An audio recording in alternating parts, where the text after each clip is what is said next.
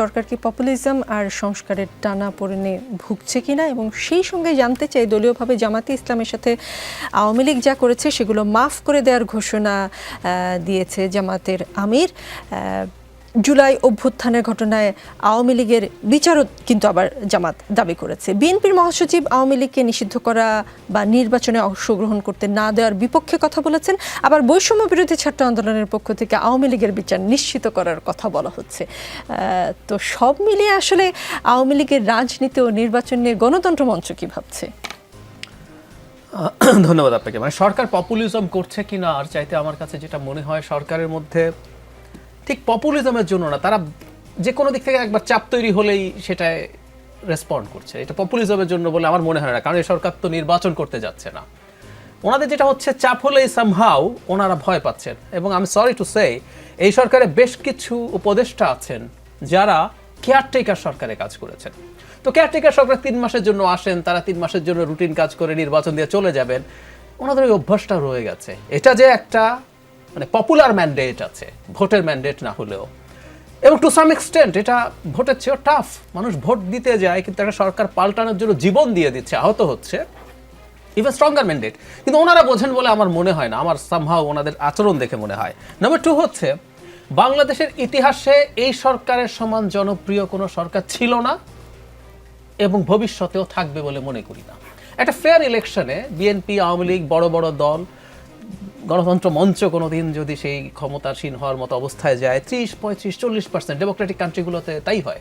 ভারতে BJP landslide victory পেল, 40% vote পেয়েছে। কিন্তু এই সরকারের পেছনে আওয়ামী লীগের সাথে আরো বিভিন্ন লীগ টিক, আফসোস লীগ টিক মিলিয়ে 15-20%-এর বেশি তো হবে না। 80% মানুষ, বিএনপি, জামায়াত, সাধারণ মানুষ, গণতন্ত্র মঞ্চ সবাই এই সরকারের পেছনে আছে, কিন্তু এই শক্তিটা তারা ফিল করেন বলে আমার মনে হয় না। তারা একটু চাপ পেলে, হ্যাঁ আমার মনে হয়, না হলে ওনারা সিদ্ধান্ত নিতে শক্ত থাকতে পারছেন না কেন? কারণ একটা কথা খুব সত্য, সংস্কার শব্দটা পৃথিবীতে টাফেস্ট জিনিস হচ্ছে সংস্কার, এবং এটা আনপ্লেজেন্ট সব সময়। It's like surgery, it's painful but it will cure you. কিন্তু এটা পেইনফুল। পৃথিবীতে কোনো সংস্কার, আমি একটা উদাহরণ দিতে পারি, মনমোহন সিং যখন ভারতের অর্থমন্ত্রী ছিলেন ইন 90s, উনি সংস্কার করতে গিয়ে কংগ্রেসই, ওদের তো আর কেয়ারটেকার বা ইন্টারিম সরকার নাই, নির্বাচিত সরকারই করতে গেছে, সেটা কংগ্রেসকে বেশ অজনপ্রিয় করেছিল। কংগ্রেস এরপর নির্বাচিত হয় না, এরপর কিন্তু বিজেপি ক্ষমতায় এসেছিল, কিন্তু সেইটার সুফল আজকে ভারত পাচ্ছে বলে বলা হচ্ছে।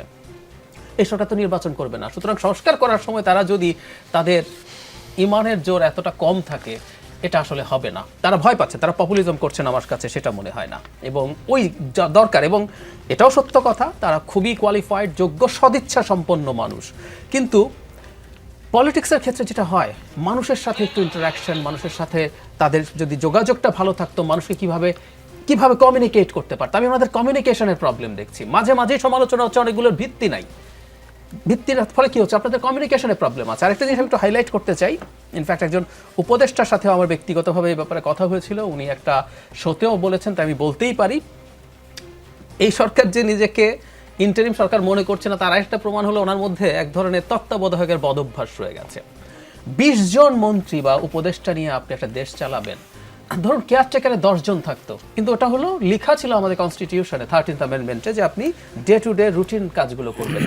আপনি কি ম্যাসিভ কাজে হাত দিচ্ছেন, সুতরাং উচিত হলো আপনার এই সংখ্যাটা কুড বি মাচ হায়ার, অনেক বেশি হওয়া উচিত। উনি আমার সাথে একমত হলেন এবং উনি নিজে সেটা বলছিল। তো এই সরকারের তো উচিত, আমি মনে করি, অ্যাজ আর্লি অ্যাজ পসিবল আরো অনেক উপদেষ্টা দেয়া, সো দ্যাট ওনাদের কাজটা আরো ভালোভাবে হতো।